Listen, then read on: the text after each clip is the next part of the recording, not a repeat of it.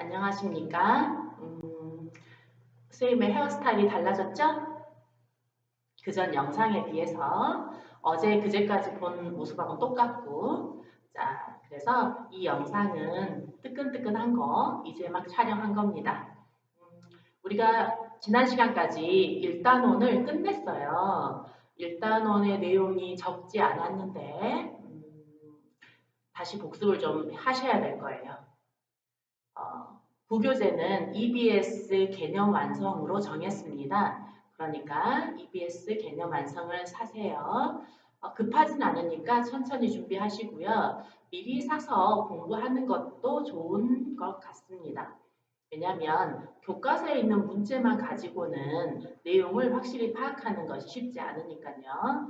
자, 그래서 개념 완성의 내용도 보고 문제도 좀 많이 풀어봐야지 확실히 배웠던 내용들이 좀 정리가 잘 될 거예요.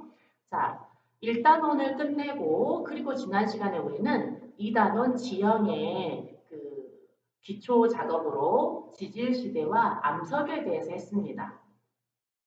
지질시대라는 것은 그 지구의 역사를 표현하는 거죠. 그래서 아주 오래전 시생대 그리고 원생대 합쳐서 시원생대 다음에 생물들이 되게 많아서 화석이 많이 남아있는 시대 고생대, 중생대, 신생대가 있었어요. 자, 고생대는 바다 생물들이 되게 많았고요. 육상에는 식물들이 많았죠. 중생대는 육상 동물들이 되게 많이 번성했고 대표적인 게 공룡이었어요. 신생대는 지금이죠. 자, 신생대는 크게 3기와 4기로 나눈다고 했어요. 4기는 현재 진행 중이에요. 자, 알겠죠? 자, 그리고 아주 오래된 시원생대는 변성암이고요. 그리고 고생대부터 퇴적암이라든가 화성암이라든가 이런 게 있습니다. 변성암은 변에서 된 암석이고 퇴적암은 어딘가에서 퇴적돼서 된 암석이죠. 자, 그럼 신생대는 3기와 4기가 있다고 했잖아요. 자, 그럼 4기는 지금이에요. 지금 현재. 그렇다면 지금 현재 퇴적된 지층은 암석이 되었을까요?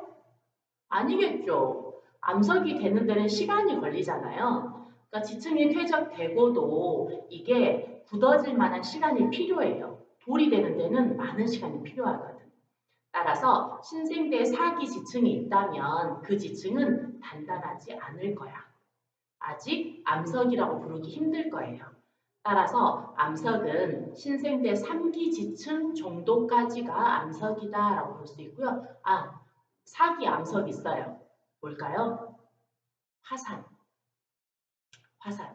용암이 분출해서 굳어진 이 화산암은요. 순식간에 암석이 되기 때문에 지금 현재 당장 분출하더라도 암석이 바로 될 수 있죠.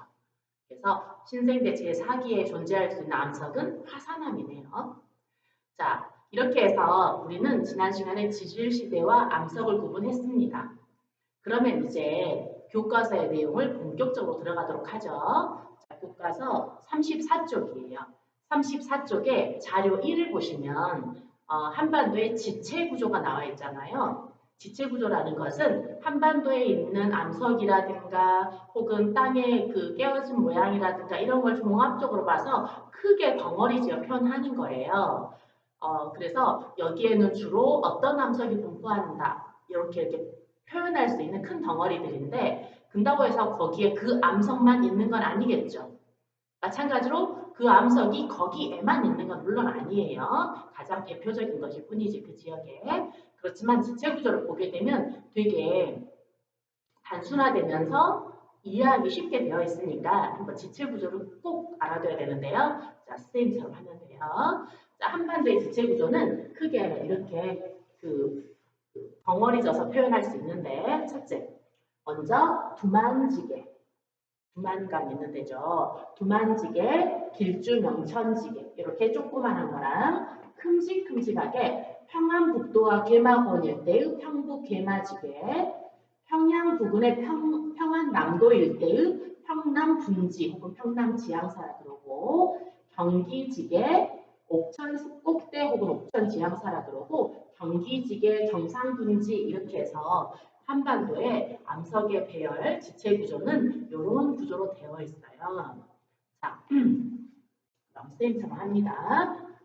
자, 이 지체 구조를 암기할 때 이렇게 자, 처음에 조그맣게 두 개를 떼놓고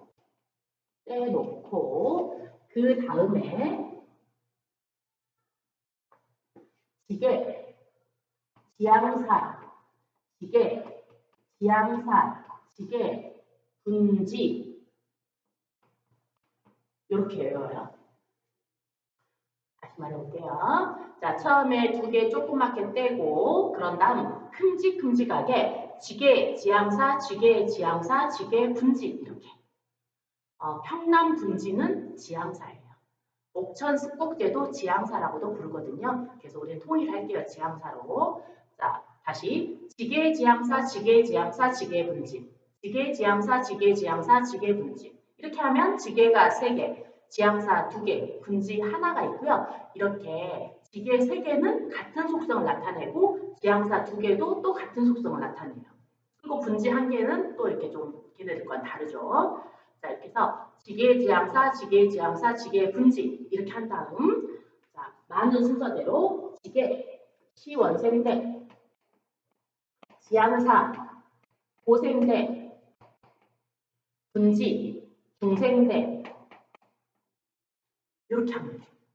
지게, 지향사, 지게, 지향사, 지게, 분지, 지게부터 오래된 순서대로 지게, 시원생대, 지향사, 고생대, 분지, 중생대 그럼 처음에 떼놨던 작은 것들은 두만지게, 길쭉명천지게는 신생대 물론 신생대 3기예요.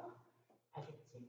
그럼 지게가 시원생대라 하면 지게에 있는 암석은 변성암 그럼 지향사가 고생대라면 지향사에 있는 암석은 고생대, 퇴적암 고생대에는 바다 생물인 산호라든가 이런 것들이 엄청 무성했던 시기니까 바로 고생대에는 석회암이 퇴적된 시기예요. 그리고 육상에서는 고생대 후반부에서 중생대 초에 걸쳐서 석탄이 퇴적된 시기이기도 하지. 자, 고생대 지향사는 석회암과 무연탄이 퇴적된 시기입니다. 석탄 중에서 무연탄이에요. 분지, 중생대. 중생대의 분지지층은 진흙층, 즉 이암층이거든요. 그래서 뭐 지하자원이나 이런 특징적인 것은 없고 중요한 건 공룡 발자국 화석이 있다는 사실이에요. 그래서 경상도와 남해안을 따라서 쭉 해서 공룡 발자국 화석이 발견될 수 있는 건 거기가 경상분지지층, 즉 중생대 지층이 있기 때문에 그렇죠.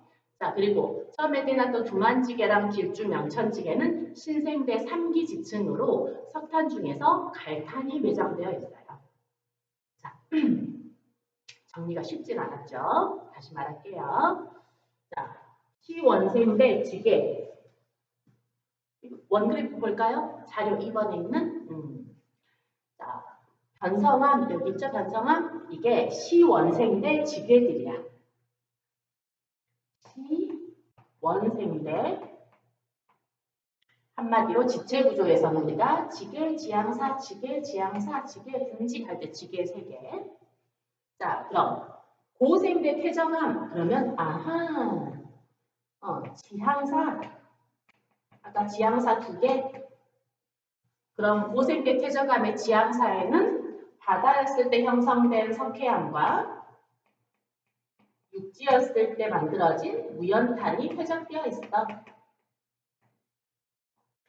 그럼 중생대는 저기에서 경상분지 한 개죠. 여기에는 다른 건 없고 공룡 화석이 있어. 그럼 처음에 떼놨던 2개의 신생대 지층은 되게 양이 적어요. 가장 분포 면적이 좁아요. 자, 신생대 지층에는 아까 처음에 떼놨던 2가지로 여기에는 갈탄이 매장되어 있어. 이렇게. 주장선. 지게 지향사, 지게 지향사, 지게 분지. 지게 시원생대 변성암. 지향사 고생대 석회암과 무연탄. 분지 중생대 공룡 발자국, 공룡 화석, 두만지게 길주 명천지게 신생대 갈탄 매장. 이렇게 말로 하면서 외우도록 하세요. 자, 그렇게 하게 되면 바로 자료 2에 있는 내용들도 바로 됐죠. 그래서 우리나라는 딱 봐도 지게지향사, 지게지향사, 지게분지에서 지게가 전 국토의 절반에 가깝네 라는 느낌이 들더니 진짜 국토의 42%? 42.6%가 시생대와 원생대의 변성암이죠. 그래. 그리고 그 퇴적암은 국토의 22.6%에 드러나 있는데 이 퇴적암의 많은 부분이 고생대와 중생대 퇴적암이 드러나 있고 신생대 퇴적암은 분포 면적이 제일 좁구나. 고생대 퇴적암에는 석회암과 무연탄이, 중생대 퇴적암에는 공룡 화석이, 그리고 신생대 좁은 그 퇴적 지층에는 갈탄이 내장되어 있어요. 알겠죠? 자, 이게 바로 34쪽에 있는 내용이에요. 선생님이 아직 안 한 건 화성암이죠. 화성암은 불이 만든 암석이잖아. 마그마라든가 용암, 즉 화산활동과 관련이 깊은 암석이죠. 자, 이 지체 구조에서는 변성암과 퇴적암, 자, 이건 변성암, 이건 퇴적암. 지체 구조에서 지금 변성암과 퇴적암만 나와 있어요. 그러나 한반도에는 이 두 가지 암석만 있는 건 아니죠. 보다시피 엄청 많은 양, 무려 34% 정도가 화성암이잖아. 그러니까 우리나라 국토의 3분의 1 이상은 화성암이니까 이제 화성암에 대해서 또 추가를 할게요. 화성암을 하려면 필연적으로 지각변동 이야기를 해야 되거든요. 자, 지각변동에 대한 이야기 들어갑니다. 한반도에는 어떤 지각변동이 있었을까? 지각변동을 하기에 앞서서 지형을 만드는 힘에 대해서 정리를 한번 하고 들어갈게요. 지형을 만드는 힘, 지형을 형성시키는 작용에는 무엇이 있을까? 이거에는 크게 두 가지가 있어요. 안이 원인인 것과 밖이 원인인 게 있어요.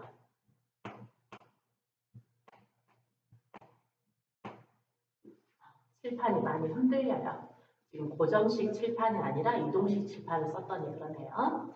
자, 아무튼 내적 작용은 지구 내부의 에너지에 의해서 지형이 만들어지는 건데요. 대표적인 게 땅이 올라갔다 내려갔다 하는 거, 그것을 우리는 조류운동이라고 해요. 조류운동이란 땅이 올라가거나 내려가는 거죠. 올라가거나 내려가는 거, 융기, 침강, 이걸 조류운동이라고 해요. 조육, 만들 조자, 육지할 때 육자, 육지를 만든다? 라는 뜻인 것 같기도 하죠. 근데 올라가는 것만이 아니라 반대급부도 포함시켜요. 자, 조산운동. 조산, 산을 만든다? 산을 만드는 운동은 조류운동과 조금 다른가? 달라요. 좀 더 과격하네요. 습고, 단층 이런 거 있죠. 지진을 동반하겠지? 이렇게 옆에서 이렇게 횡압력이 이렇게 쫙 가해지면서 지층이 이렇게 막 휘어져 버리는 거야. 습고. 그리고 만약 이 암석이 좀 이렇게 무른 암석이었으면 휘어지겠지만 엄청 단단한 상태에 있는데 압력을 딱 가해지면은 띡 하고 끊어지겠지. 단층이 일어나는 거야. 그래서 무른 암석이면 습곡이 진행되겠지만 단단 암석은 단층이 막 진행되겠죠. 이렇게 옆에서 오는 힘이라든가 이런 것에 의해서 지층이 막 휘어지고 끊어지면서 산이 만들어지고 깊은 곳이 만들어지고 막 이렇게 되는 것을 조산운동이라고 해요. 훨씬 과격해요. 그래서 흔히 지각변동이 활발하고 그 때문에 지진이라든가 뭐 여러 자연재해가 발생하는 곳을 조산대라고 부르기도 하죠. 자, 그리고 조산운동과 의뢰가 함께 동반되긴 하지만 분리해서 화산활동이 있어요.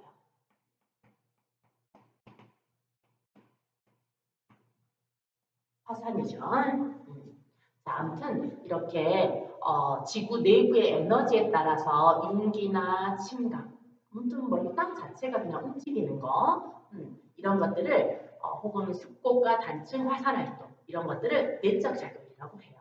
그럼 외적 작용은 무엇인가? 땅은 가만히 있는데 외부적인 작용에 의해서 지형이 만들어지는 거야. 그건 뭐냐면 바로 비바람에 씻기거나 하천에 의해서 씻기거나 이런 것들 있죠. 이렇게 하면서 지형이 막 서서히 변해가는 거 이런 것이 외적 작용이에요. 대표적인 게 방금 말했던 하천이라든가 혹은 파도, 바람 등에 의한 침식, 퇴적, 그리고 풍화작용.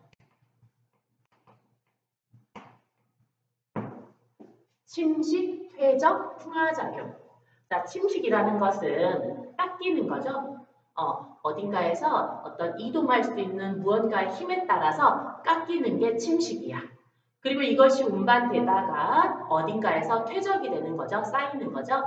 그러면서 지형이 만들어지는 거야. 그럼 풍화는 뭘까요? 풍화라는 말에서는 느껴지는 것이 바람처럼 바람처럼 된다. 바람 형태로 된다. 자, 아무튼 풍화라는 것은 뭐냐면 암석이 제자리에서 부서지는 거야. 그러니까 뭐 하천이라든가 막 이런 거에서 깎여갖고 운반되고 이런 게 아니라 암석이 제자리에서 단단함을 잃어버리거나 아무튼 부서지는 것을 풍화라고 해요. 이런 풍화에는 크게 두 가지가 있어요. 바로 물리적 풍화와 기계적 풍화라는 말을 요즘에 쓰나 물리적 풍화라는 말을 쓰나 지금 제가 헷갈려서 혹은 화학적 풍화가 있어요.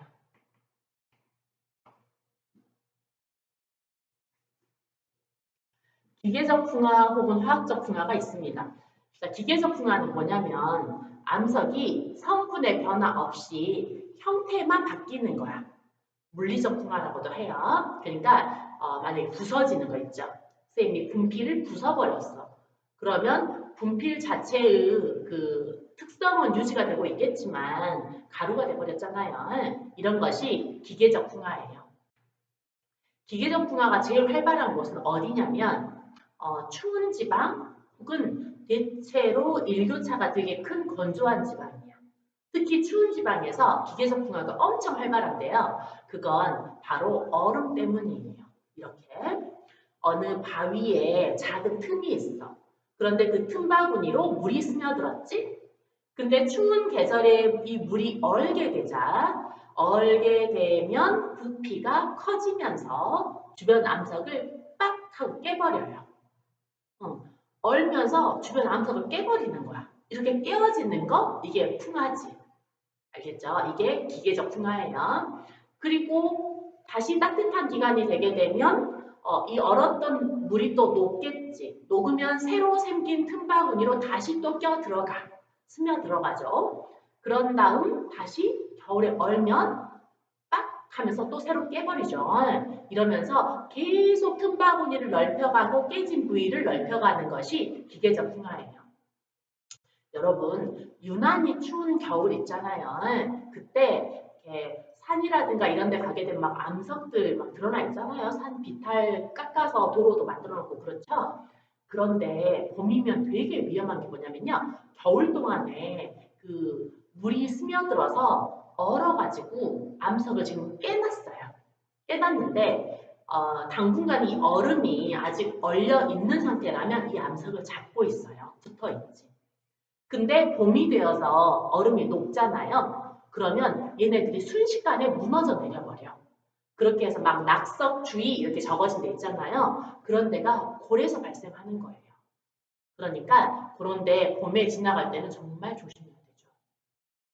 암석이 겨울 동안에 잘 깨져요. 알겠죠? 자, 이게 바로 기계적 풍화예요. 그럼 화학적 풍화는 무엇인가? 화학적 풍화라는 것은 암석이 화학 반응에 따라서 성분이 변해버리는 거. 분명히 돌인데 이 돌이 거의 진흙처럼 변해버려요. 그냥 그 자리에서. 그러니까 높은 온도와 많은 습기에 따라서 암석이 내부에서 화학 반응이 일어나는 거야. 그렇게 해서 결국 돌멩이의 형태인데 삽으로도 파지는 돌멩이가 돼버리는 거지. 그래서 이런 화학적 풍화는 주로 그 고온 다습한 환경에서 되게 잘 일어나게 돼요. 알겠죠? 자, 지형을 만드는 힘에는 내적 작용과 외부의 힘, 외적 작용이 있다. 내적 작용에는 조류운동과 조산운동, 그리고 화산활동이 있다.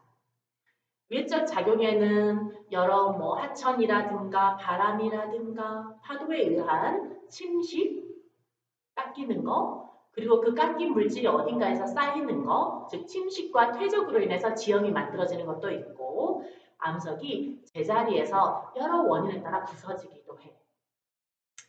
일교차가 큰 곳에서도 기계적 풍화가 활발하다 그랬잖아요. 마찬가지야. 뭐냐면 암석에는 여러 성분이 있잖아요. 석영, 장석, 얘네들이 섞어져서 암석을 이루고 있는데 이 기온이 높아지게 되면 어떤 물체건 부피가 팽창을 해요. 그런데 각각의 그 물질들은 서로 이렇게 팽창의 정도가 조금씩 달라요. 얘는 좀 더 많이 팽창하고 얘는 같은 온도에서도 조금 더 덜 팽창하는 애들이 있단 말이야. 그러다 보니까 이 팽창이 자주 일어나지 않으면 큰 문제가 없는데 사막처럼 일교차가 너무 큰 나머지 아침 저녁으로 팽창과 수축을 계속 반복을 하게 되는 환경에서는요. 이게 계속 되다 보면 결국 알갱이들 사이가 서로 이렇게 부서져요. 그렇게 해서 이 햇빛을 받고 밤이면 땡땡 얼고 막 이러는 과정에서 차가워지고 이러는 과정에서 암석이 점점 부스러져 가지고 모래알갱이로 변하는 거야. 이런 것들이 다 제자리에서 암석이 성분의 변화 없이 그냥 깨지는 거니까 기계적 풍화라 그래요. 자, 일교차가 큰 사막에서도 기계적 풍화가 꽤 일어나긴 하지만 이거는 엄청 긴 세월 동안 천천히 일어나는 거고요. 추운 지방에서 얼음이 얼기 쉬운 환경에서 얼었다 녹았다로 암석이 깨지는 것은 굉장히 잘 깨져요. 그래서 기계적 풍화는 한랭한 환경에서 우세하게 발생하고 화학적 풍화는 고온 다습한 환경에서 우세하게 발생한다라고 보시면 되겠습니다. 자, 이제 한반도의 그 내적 작용에 대해서 한번 해볼게요. 한반도의 지각변동. 시원생대는 너무 오래전 일이라 무슨 일이 있었는지 모르겠어요. 그때 암석이 형성되고 나서 고생대나 중생대를 지나면서 시원생대에 만들어진 암석들이 변질되고 깨지고 막 그랬겠죠. 아무튼 지각변동의 역사는 우리가 고생대부터 말을 할 수 있는데요. 자, 우리나라 고생대 때는 고생대 초기에는 석회암이 퇴적되었다. 즉 바다속이었다. 그런데 고생대 후기에는 무연탄이 퇴적되어 있다. 즉 육지가 되었다. 그 말은 한반도가 내려왔다, 올라갔다 했다는 말이죠. 이런 것은 뭐라고 하냐면 조류운동이라고 해요. 따라서 고생대는 조류운동이 있었구나 라는 거 알 수 있고요. 특히 그 하얀 석회석과 까만 무연탄을 보게 되면 둘 사이가 부정합이야. 혹시 부정합이라는 말 들어봤을까요? 과학 시간에? 석회암이 퇴적되어 있고 그 다음에 무연탄이 퇴적되어 있는데 둘이 딱 붙어 있는데 근데 둘의 연대 측정을 해보게 되면 둘 사이 시간 공백이 엄청 많은 거야. 그러니까 차곡차곡 쌓인 게 아니라 얘네가 석회석이 쌓이고 얘네들이 땅의 융기로 인해서 육지로 올라가 버렸나 봐요. 물 위로. 그러자 그 뒤부터는 지층이 쌓이는 게 아니라 그동안 쌓였던 지층이 하천이라도 얘네들에서 오히려 깎이겠죠. 그래서 아주 긴 세월 동안 쌓였던 지층 중에 오히려 깎이는 시기가 진행되는 시간이 지나면 지날수록 지층은 쌓이지 않고 기존 지층을 깎아먹어요. 그러다가 다시 환경이 약간 변했는지 딱 들어가서 그 후에 지층이 또 쌓이게 되었어. 그러자 아래 지층과 위에 지층 간에 딱 맞닿아 있는 선이 사실은 시간적 차이가 엄청 많이 나죠. 이런 것을 부정합이라고 표현을 해요. 자, 아무튼 이렇게 석회암과 무연탄은 시간적인 차이가 되게 많고요. 가운데 지층이 존재하지 않는 시간을 가지고 있어요. 그건 한반도가 융기했다가 다시 또 침간했다가 했다는 말이니까 고생대는 조류운동이 활발했구나. 조류운동이 있었구나. 바다에 잠겨 있었던 시기였다가 그 다음에 바닷물이 물러가고 육지가 되었던 시기가 있었구나 라는 것을 알 수 있죠. 자, 아무튼 고생대 바다였을 때 해성층인 석회암이 폐적되었고 육지였을 때 중간에 지층이 없는 시기가 있어요. 육지였을 때 무연탄이 폐적되었거든. 바다였다, 육지였다, 융기와 침강이 있었네. 자, 그래, 고생대는 그랬어. 다음에 중생대.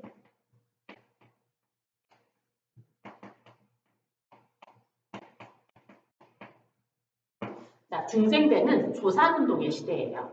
즉, 그 습곡 단층 뿐만 아니라 화산활동도 엄청 활발해가지고요. 중생대는 진짜 어마무시한 시기였어요.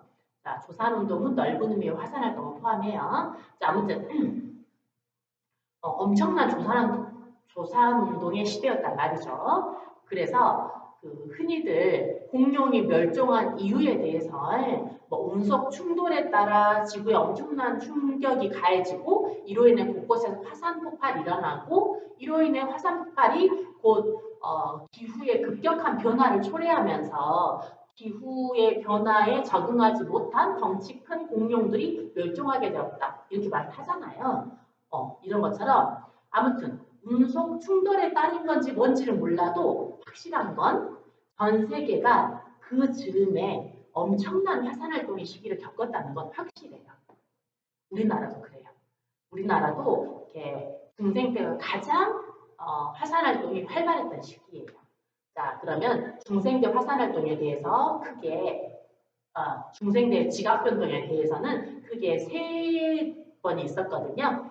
자, 먼저 송림변동.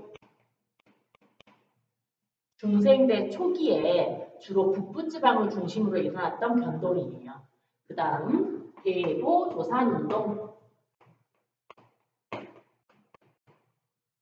중생대 중기에 한반도 전역에 걸쳐 일어났던 조산운동이고요. 불국사 변동. 이거는 중생대 말기에 불국사 일대, 즉 경상도 일대를 중심으로 일어났던 소규모 변동이에요.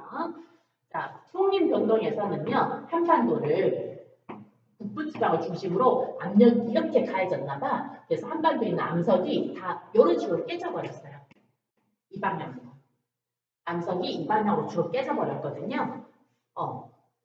자, 그럼 이 방향을 뭐라고 부를까? 중국에 여기에 요화강이 있으면 요화강의 동쪽을 우리는 요동이라 그러고 요화강의 서쪽을 요서라고 부르겠죠. 요동을 중국식 발음으로 랴오뚱이라고 그래요. 현재 중국 영토니까 중국식 발음을 해주는 거야. 랴오뚱이라고 그래. 아무튼 여기에 있는 이 깨어진 방향이 요동반도, 요동을 향해 깨어져 있다라고 해서 송림 변동 때 만들어진 이 단층선 땅 속에 있는 구조를 우리는 랴오뚱 방향 지질 구조선이라고 불렀지. 랴오뚱 방향 단층선이라고 불러도 괜찮아요. 자, 랴오뚱 방향에 암석의 깨어짐을 발생시켰어요. 자, 중기에 있었던 대보조산운동은 거의 한반도 전역에 영향을 미쳤는데 그때 압력의 방향이 달라지면서 주로 암석을 이 방향으로 깨버려요. 이 방향은 중국 방향이다라고 불러요. 그래서 대보조산운동에서는 중국 방향의 지질 구조선을 만들었고 그리고 이 단층선 사이사이로 엄청난 양의 마그마가 반입을 하게 돼요. 한반도에 지금 노출된 암석의 30%가 화강암이거든요. 거의 30%가 화강암이야. 화강암은 마그마였다고 했잖아요. 그러니까 한번 상상해봐요. 우리 한반도에 3분의 1에서 마그마가 최소 3분의 1인 거야. 1에서 마그마가 지글지글 하고 있었다는 거지. 어마무시한 시기였겠죠. 아무튼 현재 노출된 암석의 무려 30%가 화강암이에요.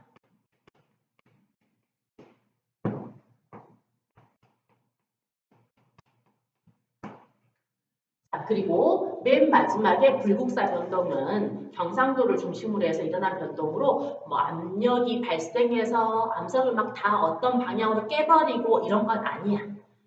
불국사 변동은 단지 소규모 화강암, 즉 소규모 마그마의 관입 정도였어요. 그래서 불국사 화강암이라 불리우는 화강암이 관입했다 이겁니다.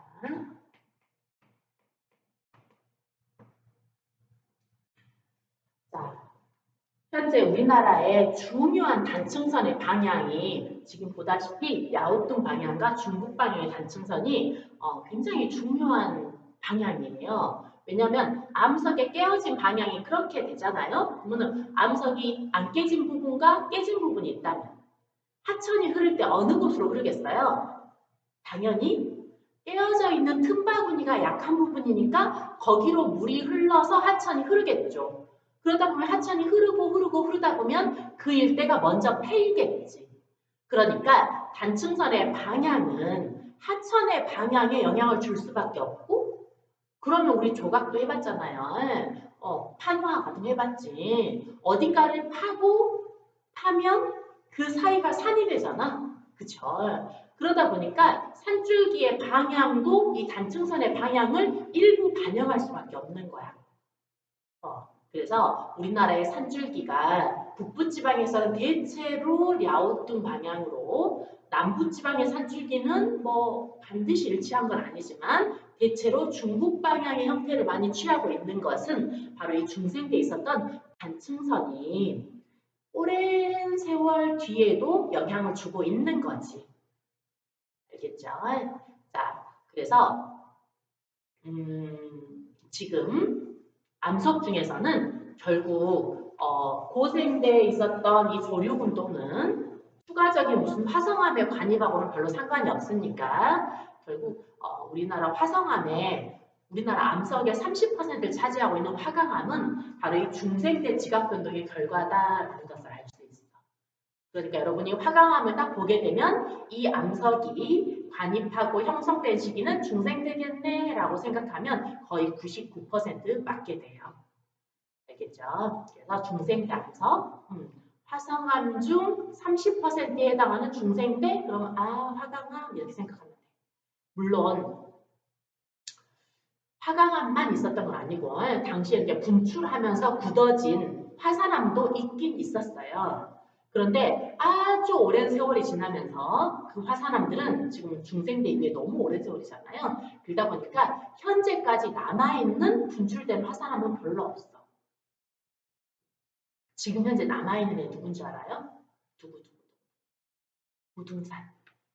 무등산 가게 되면 서석대와 입석대에 이 돌멩이 서 있는 거 있죠. 원래 암석이 이렇게 세로축으로 깨어지는 거 보통 화산의 특징이거든요. 근데 그게 무등산에 있지. 무등산은 절대 최근의 화산 아니에요. 중생대 화산암의 흔적이야. 오늘 배운 내용은 뭐였냐면 지체구조, 지계지향사, 지계지향사, 지계분지에서 변성암과 퇴적암의 그 분포에 대해서 봤어요.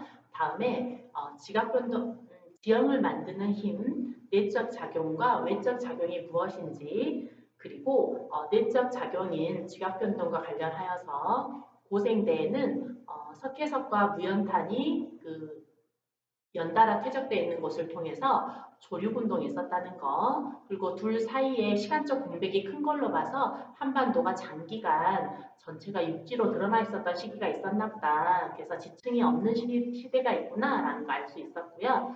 다음에 중생대는 지각 변동이 엄청났던 세월로 중생대 초기에는 북부지방을 중심으로 랴오뚱 방향 구조선을 만드는 숙림 변동이, 그리고 중생대 중기에는 한반도 거의 전역에 걸쳐 특별히 중부와 남부지방에 특히나 거기에 랴오뚱 방향, 중국 방향의 구조선을 만드는, 그리고 대보 화강암이라 불리우는 대규모 마그마가 관입한 시기였어요.